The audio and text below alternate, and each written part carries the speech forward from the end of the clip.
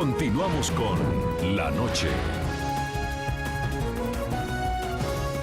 A propósito del tema de hoy, le preguntamos a nuestros televidentes a través de las redes sociales, ¿creen que llegó el momento definitivo para que el gobierno colombiano establezca condiciones al proceso de paz que adelanta con las FARC? Los invitamos a que opinen a través de las cuentas de Twitter del equipo periodístico del programa La Noche, que van a estar apareciendo en la parte inferior de sus pantallas a lo largo del programa. Y quiero saludar a esta hora en nuestros estudios de NTN 24 a Claudia Farfán. Ella es la esposa del general del ejército Rubén Darío Alzate, comandante de la Fuerza de Tarea Conjunta Titán, secuestrado por el grupo terrorista de las FARC en el departamento de Chocó. Bienvenida al programa La Noche. Muchas gracias.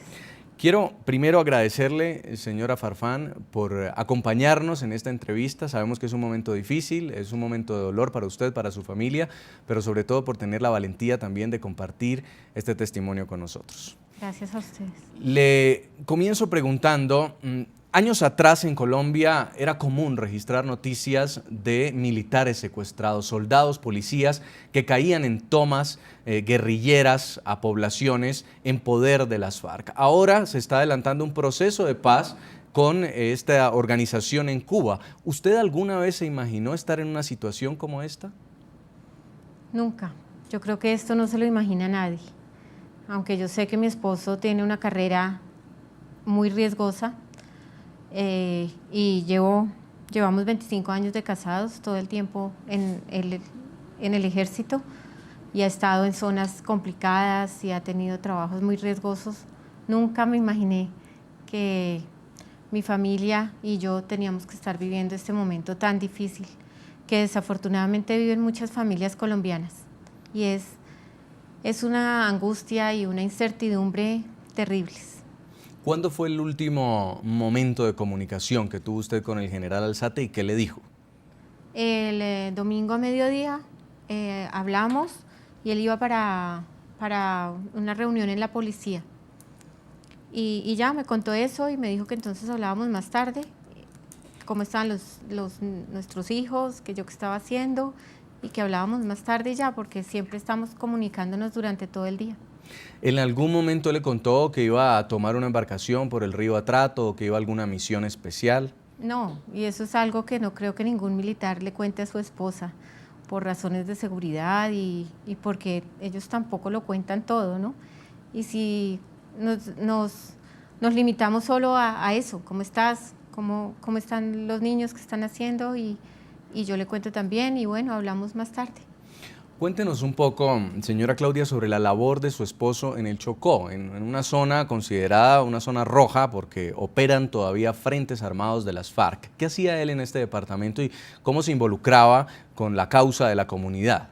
Sí, pues él es el comandante de la Fuerza de Tarea Titán y tiene sus responsabilidades como comandante. Además, él se siente muy comprometido con la comunidad. Y estaba organizando la Agenda Chocó 38 con el acompañamiento del gobernador, la alcaldesa, todas las comunidades, la comunidad indígena, la comunidad afro, y con el fin de dejar un trabajo clave para el departamento.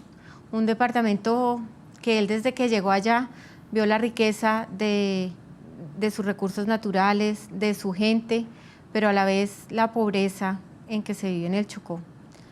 Y encontró mucho respaldo de la comunidad. El gobernador lo ha apoyado 100%, la iglesia, la alcaldesa, y eso es en lo que él está trabajando mucho.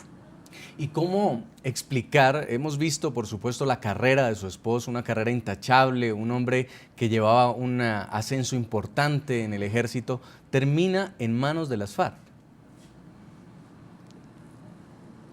Sí, esto es muy difícil. Yo todavía como que no lo creo, como que no lo asimilo, pero yo sé que todo esto va por muy buen camino, y mi familia y yo estamos llenos de fe y orando para que esto tenga un desenlace feliz como tiene que ser y como muy seguramente va a ser. La guerrilla tiene en sus manos el mostrarle al mundo y al país que tiene toda la voluntad de paz. que actúen conforme a eso, que si dejan en libertad a Rubén y a los secuestrados, el país va a saber que es una guerrilla realmente comprometida con la paz. El país y el mundo, porque el mundo está pendiente de lo que está pasando en Colombia con el proceso de paz. Yo espero que ellos lo vean así también y demuestren lo que están de verdad, en lo que están ellos interesados. Hay algunas versiones en Colombia de rechazo a que su esposo se haya metido en esta zona roja vestido de civil y sin escolta. ¿Usted alguna vez escuchó que él hiciera operaciones, encuentros con la comunidad de esta forma? Yo sé que él es un hombre muy inteligente, muy capaz, muy preparado. El ejército lo ha preparado muchísimo para todas las labores que él tiene que cumplir. Él no me puede contar por teléfono muchas cosas, entonces no puedo opinar sobre eso. Sin embargo, ¿usted cree que a él las FARC lo engañó para que fuera a esta zona? No sé qué pasó. Y en lo único que estoy concentrada ahora es en rezar y en pedirle a los colombianos y al mundo que me ayuden a orar por mi esposo y por todos los secuestrados. Finalmente, en las operaciones que se están adelantando para rescatar a su esposo, para buscarlo, ¿usted cree que ponen en peligro la vida del general? Yo confío mucho en la institución. Ellos desde el primer momento me han dado su apoyo incondicional. Desde el comandante de las fuerzas militares, comandante de la Armada, de la Fuerza Aérea, del Ejército, muy especialmente el segundo comandante también del Ejército, por medio de sus señoras, y ellos también, he hablado con ellos, un apoyo incondicional. Es uno de ellos, somos una familia, y yo no creo que vayan a ponerla en peligro la vida de mi esposo y de los demás secuestrados. Yo confío plenamente en las decisiones que ellos tomen y le pido a Dios que los ilumine para que tomen, para que sean las mejores y las más sabias decisiones. Señora Claudia Farfán, esposa del general del ejército Rubén Darío Alzate, secuestrado por las FARC. Queremos darle las gracias y seguro que prontamente estaremos registrando la noticia de la liberación de su esposo. Muy Así amable. será, muchas gracias. Queremos saludar a esta hora también en Risaralda, Colombia, a Claribel Mena Franco. Ella es la tía de Jonathan Díaz, es un soldado secuestrado por las FARC el pasado 9 de noviembre, la semana pasada, 8 días antes, en el departamento de Arauca, 8 días antes de que se registrara el secuestro del general Alzate. Señora Claribel, bienvenida al programa La Noche. Muchas gracias, buenas noches. Nuestro sentimiento de solidaridad también por el dolor por el que está atravesando usted y su familia. ¿Cuáles han sido las últimas noticias sobre el paradero de Jonathan? ¿Han podido hablar con el ministro de Defensa? No, señor, todavía no hemos podido hablar con él. ¿El ejército les ha notificado sobre lo que ha podido pasar con ellos? Pues el sargento Saga ha estado muy pendiente de nosotros y nos está llamando constantemente. Cuéntenos qué hacía exactamente Jonathan como soldado en esta zona de Arauca. Ustedes que conocían, patrullaba, se encargaba de estar en una base militar. ¿Cuál era la labor que él prestaba? Lo que nos comentaba era que él estaba en una móvil, en la móvil 34, que él andaba por todo, por todo el país, porque las móviles siempre son así, siempre se dirigen en todo el país. Y señora Claribel, cuando Jonathan, en el momento en el que hay este ataque y Jonathan resulta secuestrado, ¿ustedes cómo se enteran? Nosotros nos enteramos el 11 de noviembre que el coronel nos llamó y nos informó que hubo un enfrentamiento en Tami, Arauca, y que mi sobrino estaba desaparecido. Me entero del secuestro el jueves de la semana en curso, me entero que el frente de la FARC nos lo tenía secuestrado. ¿Ustedes qué piensan de que el general Alzate es secuestrado y se convierte esto en un motivo de ruptura de los diálogos de paz con las FARC?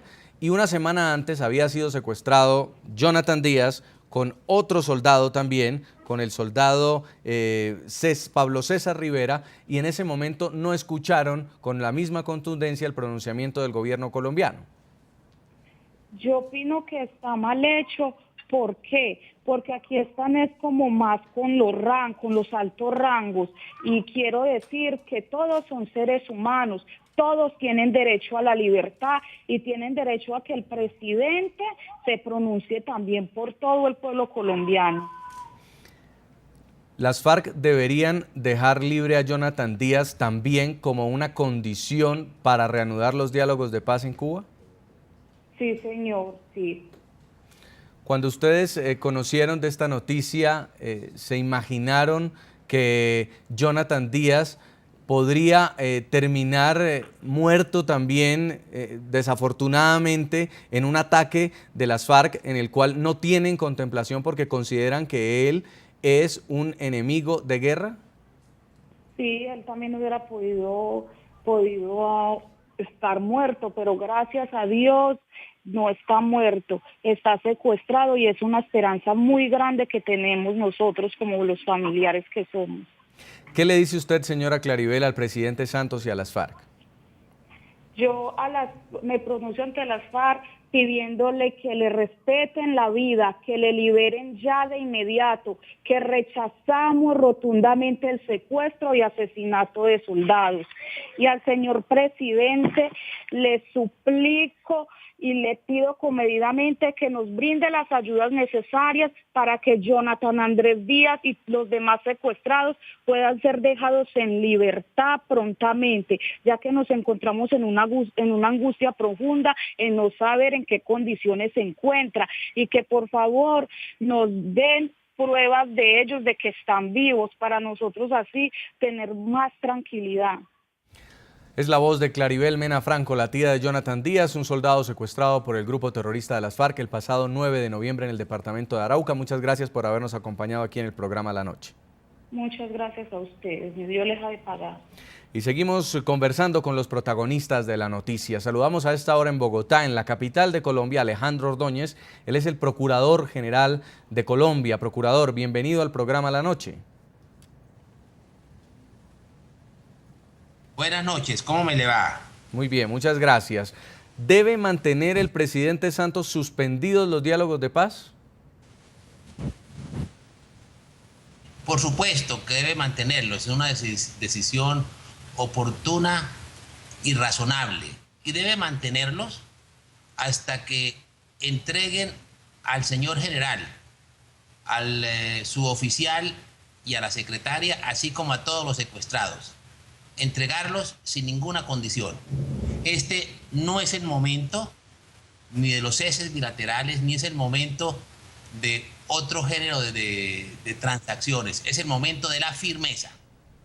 Escuchamos a la delegación de las FARC decir que admitieron que el secuestro del general Rubén Darío Alzate es un hecho extraordinario, aunque al mismo tiempo normal dentro de una guerra, por lo que llamaron a reflexionar sobre la necesidad de un cese el fuego bilateral para el que avance el proceso de paz. ¿Usted qué opina? Mire, este es el momento de corregir los errores con que se inició este proceso. Este proceso se inició sin ningún género de condicionamientos. Por eso se ha permanecido con los secuestros, con los actos terroristas, con las acciones criminales contra la sociedad civil, con el reclutamiento de niños, con el desplazamiento forzado. Estos son los frutos de haber iniciado un proceso sin condiciones. Es la oportunidad para replantear el proceso. De esta crisis puede salir fortalecido el proceso si el Estado colombiano, si el gobierno, si el señor presidente le exige a la FARC que no vuelva a secuestrar ni a civiles ni a militares. Le exige a que entregue los secuestrados civiles y militares. Le exige que no reiteren el reclutamiento de niños. Le exige que no haya desplazamientos. Es decir, es el momento para rectificar los errores que se cometieron inicialmente. Y yo estoy seguro que en la medida que se cometan esos errores, no solamente se relegitimará el proceso, sino que el país entero, críticos y amigos del proceso, lo respaldarán. El país es consciente que de estos momentos, de estas crisis tan graves, puede salir fortalecido del proceso si existe voluntad política por parte del gobierno, por parte del señor presidente, de corregir los hierros iniciales, de hacer un proceso sin condicionamientos. ¿Y cómo interpreta usted, señor procurador, que los negociadores de paz de las FARC reclamen hoy desde La Habana un cese al fuego bilateral para impulsar los diálogos de paz? ¿Quién es el que está poniendo las condiciones en Cuba? Mire, la FARC pretende que exista un cese bilateral. Y es importante recordarle al país cuál es la experiencia histórica respecto a los ceses bilaterales. La FARC siempre ha utilizado el cese bilateral para el fortalecimiento militar, para conseguir una inmunidad de los integrantes de la FARC, para lograr paralizar las operaciones militares y policiales en su contra. Recordemos cuáles fueron los efectos del cese bilateral en el gobierno del presidente Belisario Betancur. De 1.300 hombres en 1982, pasó en el año 90 a 8.200 hombres. La embestida militar de los años 90 no se hubiese podido realizar sin el cese bilateral.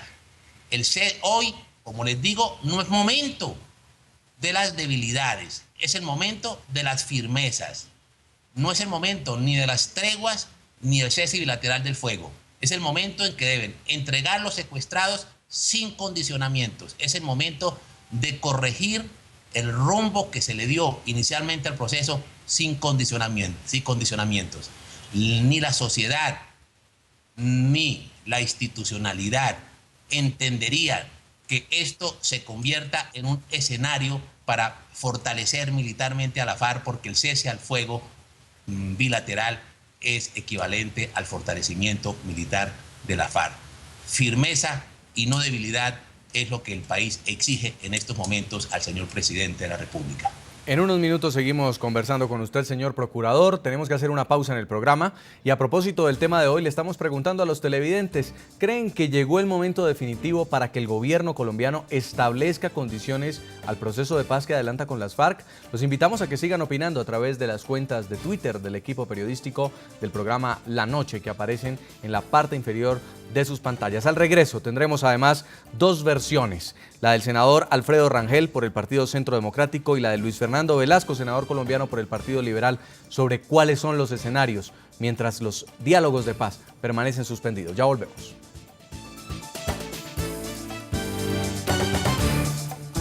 Ya regresamos con La Noche.